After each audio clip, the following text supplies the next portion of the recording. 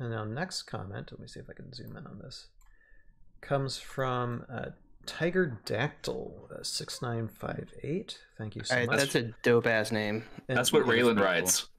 Exactly. Yeah. That is actually what it is. Actually, you see the if you can see the profile pic there. I think that's kind of, well, it's almost. Yeah. It almost looks like Raylan, right? Although I know it's not. It's a pterodactyl and a tiger, but that's kind of a nice matchup. Yeah. Beautiful.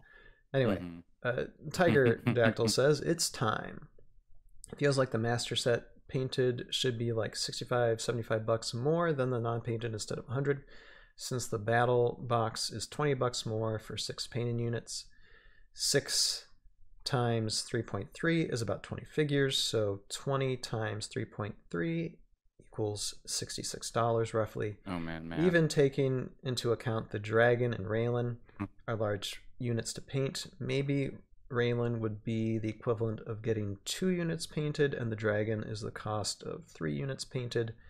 $20 plus, or times, sorry, my goodness, my head, 3.83 equals $76 roughly. There's probably a cost that I don't know about, as long as they use the money to keep the it's a question in the this time. In the podcast here, says someone's got a question. Who has a question? What? Say what? Ben, you're not raising your hand? I have my hand up. Oh yeah. Yeah. Sorry, I'm looking at so many screens. Yeah, go ahead, Ben. Yeah. Go ahead. Give a comment. Yeah, I was hoping that you would. Yeah. First of all, I love this engagement. I'm glad I get to read through these with you. So thank you for sharing. For sure. This is a great question. This question has come up over and over and over again. There are some things I can talk about and some things I can't. This is an area where there are some things that I can say. Here's the limitation on what I could say. I was on the War Council working with Craig and Avalon Hill, Hasbro. I'm allowed to talk about stuff from those days with some exceptions based on my NDA with Hasbro. So when I talk about stuff like this, it's outdated. It's from then. I can't talk about anything covered by my NDA with Renegade, but it's been announced that I was one of the playtesters, and I was. I can't talk about anything with Renegade. So when I talk about this stuff, understand it's not about the Renegade. 2022, yeah. Yeah, it's not about Renegade business. It's about Hasbro business. But this is something that I talked about with Craig, specifically.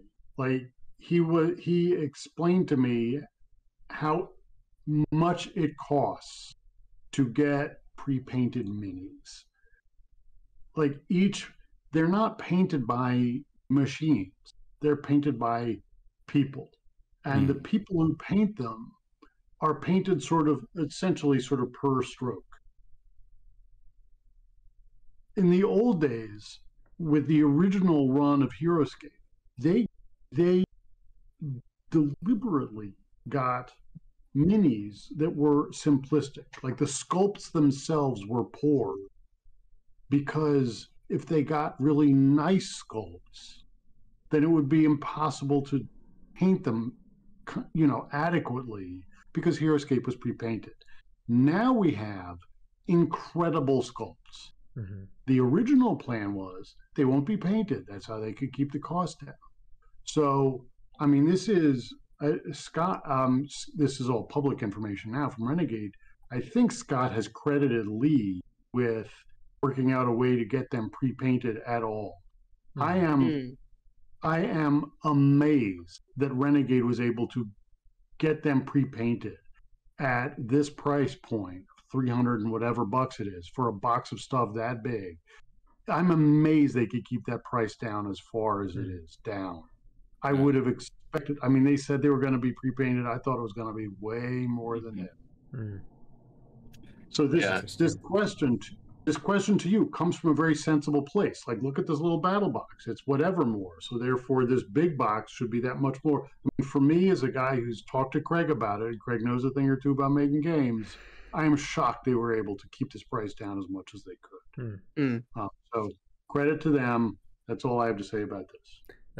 That's what. Yeah, to hop on that. Like I personally wouldn't be able to like price match what Renegade is offering for painted. Admittedly, it'd probably be a bit of a better quality paint job, but I'm like, I'm surprised that it's only $100 because there's minis that are big and they have lots of color schemes. It's not just like, you know, the Swarm of the Morrow. You look at that, you're like, oh, a bunch of Morrow, it's cool, but Morrow are the easiest units to make. They're just a paint and a wash, you know. It's so.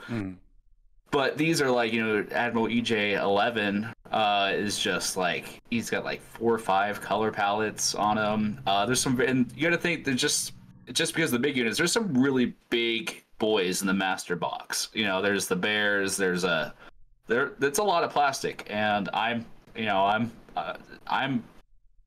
the $100 extra plus, you know, retailers seem to be having a discount. I think it's a good deal, and they're decent paint jobs from the look of it. So definitely, I'd be more grateful in that regard, and appreciative if you really are into the pre-painted camp.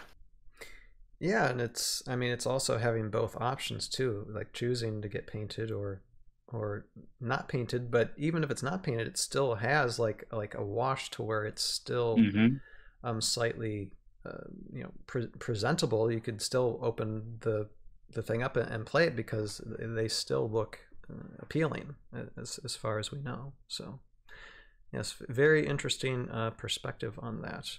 Jeremy, Joe, do you guys have any thoughts on that? No, it's pretty much the same. It's like I'm surprised the price is what they are. Yeah. I know quite a few people that are like, I needed painted things. I'm not painting. Like, I get it. Like, you know, I'm with you, but you know, so it's to me that's pretty decent prices. Awesome. And yeah, so no, it's a great perspective to look at things because I mean when operating a business, I mean there's going to be costs for things, and it depends on, you know, what you got to do to produce things. So no, and yeah, excellent thoughts there, Tiger Dactyl, and thank you so much for the comment.